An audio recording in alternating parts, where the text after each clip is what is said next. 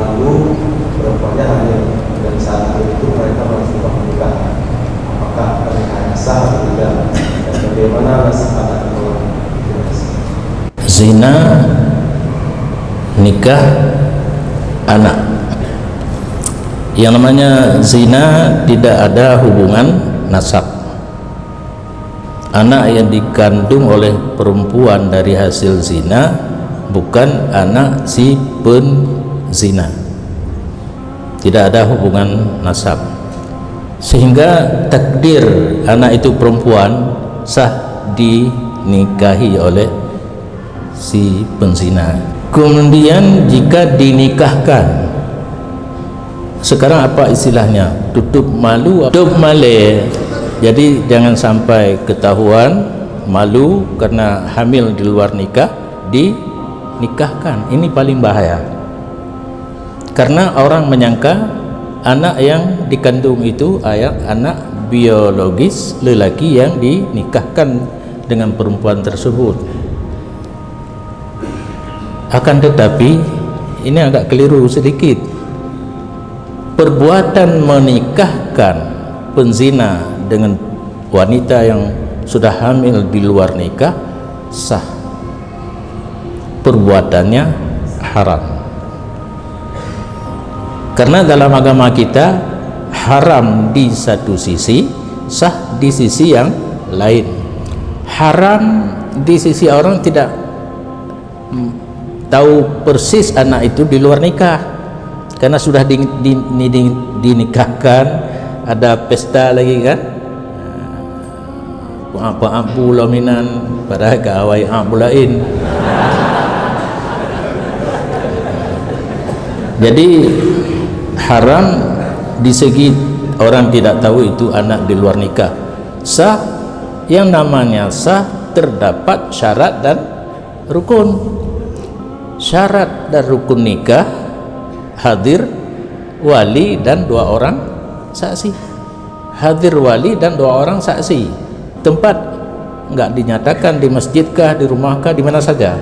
Di lapangan bola boleh, tidak nonton bola. Gehei si agam yang Medina ngane kena kajak lihat. Gehei kui mengungsi. Asalnya ada wali dan 2 orang saksi, dinikahkan oleh wali atau diwakilkan, sah. Haram di segi yang lain, sah di segi yang lain. Boleh angka nampu pegang musapat pula berkumpul. boleh berkumpul di satu kejadian, sah dan haram. Sama seperti bapak-bapak pakai sepatu, kena jawabkan tuan sepatu anjir kan. Kemudian salat zuhur di masjid, buka sepatu, lihat mana ada sandal.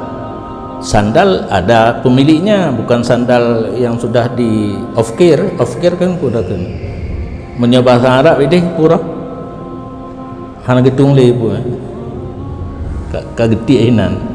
Nyo sandal masih ada orang punya dan masih dipakai oleh bapak tadi untuk berwudu.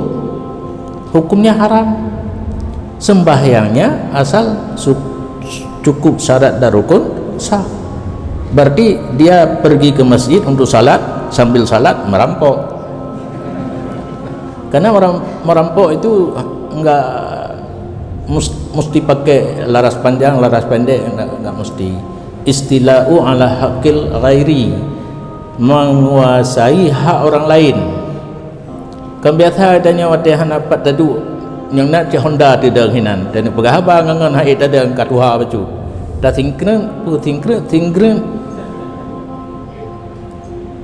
punggung ada Honda go merampok bet dakwa hana kupuplung Honda baksa ideng kata cok manfaat puduk punggung dah disila Honda go rampok kecil lebih. Jadi dalam Islam bisa bersatu 2 hukum yang beda, haram dan sah. Jadi menikahkan orang hamil di luar nikah sah, tapi perbuatannya haram.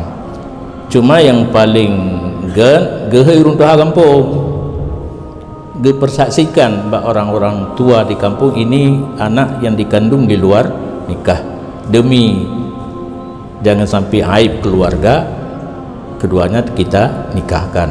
Hurung terima amanah pun harap mati kenya enggak hurung la ilmu ai ajak kena tak ada pura anu sijina je ka anu ya yang anu bajirung yang benar apa tadi terus menerus menasehati wasiat mewasiati supaya beidang wali yang bahaya kan kalau anak yang hasil zina itu perempuan, kalau sudah dinikahkan orang beranggapan itu ayah kandungnya jadi wali ka pedina uyupnya lo ya kan, jadi wali kan tidak sah jadi wali karena ini inang padahal yang mengkawin kedua ubi sah karena negaranya gedang wali berkawin lawan lain itu yang bahayanya. Demikian.